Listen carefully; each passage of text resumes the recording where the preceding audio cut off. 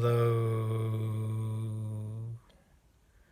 Well, I have some very surprising and shocking news that will probably change your entire perception of the law of assumption. But I've just discovered some new details about Neville Goddard that are so stunning that I don't think you'll ever be able to look at this information in quite the same way again. It turns out that Neville was incredibly well hung. And that's nothing that most of us can ever even aspire to. I mean, I'm talking about a very, very well hung man.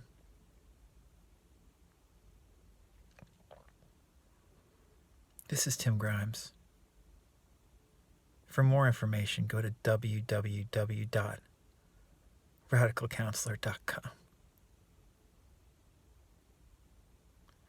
JK.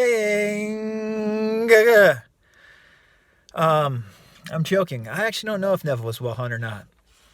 Believe it or not. Just like you don't know usually how well hung somebody is or what's going on in somebody's pants, because it's none of your fucking business. I titled this video Neville Goddard's Big Penis because first of all, I made a joke that I was going to do that a couple of videos ago, and secondly, because we've reached the point where, as absurd a title as I make with my videos, and yesterday's title was pretty good too, I thought it was pretty funny, as absurd a title as I make with these videos, it's not going to even compare to the clickbait bullshit titles that we see on YouTube each day about Neville and the law of assumption, the law of attraction. Because I'm talking about seriously misleading things like manifest whatever you want in 3 days. Change your life entirely in 12 minutes. You know, any of the 1,000 variables of that kind of clickbait title. So when I make a title like Neville Goddard's Big Penis, well, that's probably more accurate than the titles you're reading on YouTube and clicking on because they're such sexy clickbait. It's just crazy. And the other reason I called this Neville Goddard's Big Penis, I had 3 reasons here, is we're still on Chapter 6, The Power of Your Subconscious Mind, going over it, Practical Techniques and Mental Healings. And today we actually have a technique. Last couple, we've just been more general overview. And it's called the visualization technique. That's what Joseph Murphy is going to be writing about today. And the visualization technique, what Murphy's about to describe, is very, very much why Neville is as well known as he is. That is why he has a big dick in the community. It's because Neville was so articulate and so vivid and evocative in describing how we could utilize visualization, how we could assume something and have it come to pass with incredible exactitude sometimes, like, you know, picturing certain numbers and then having those, you know, numbers show up for like a lottery winning or something like that. I mean, if you read The Law and the Promise, for instance, the stories in The Law and the Promise are just like, they're just crazy. You're like, this is unbelievable how specific of manifesting success you can have utilizing visualization. And I think that's what Neville really pointed out better than just about anybody, is that if you get something vivid enough and you replay it so it feels real, seems real, it can manifest in your life in just a crazy exact way where it just seems like this unbelievable, it's just baffling, the serendipity and that whole quality. It's just crazy. I mean, and that's, again, why Neville is probably as famous as he is, because the stories are unreal, and obviously Neville's description of how to do it is so good, again, so Shakespearean. That's the word we like to use. I managed, in my excitement talking about Neville's dick, to lose my page here, but we'll find it. Chapter 6. Where the heck are we? Here we go.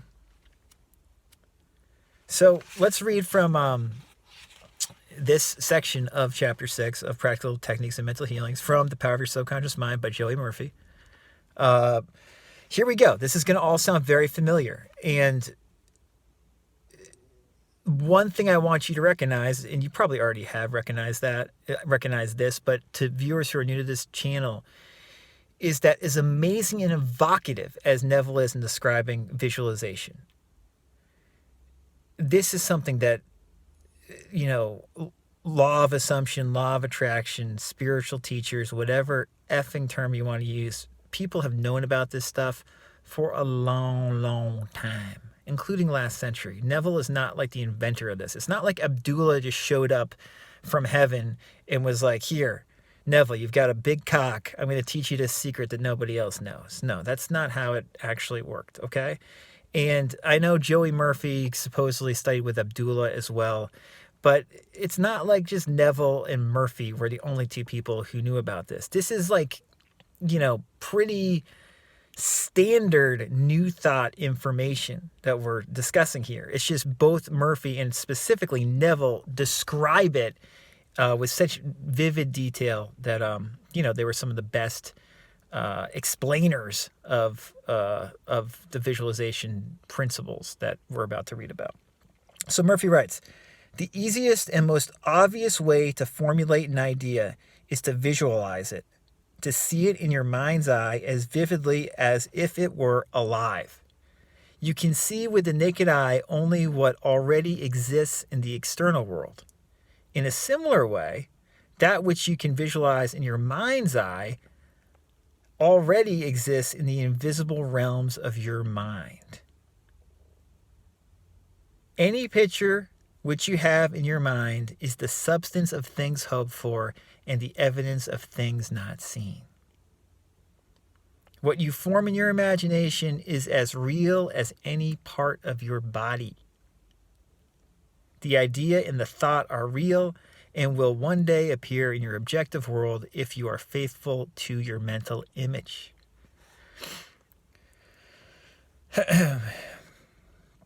This sounds a lot like Neville, does it not? Murphy continues, this process of thinking forms impressions in your mind.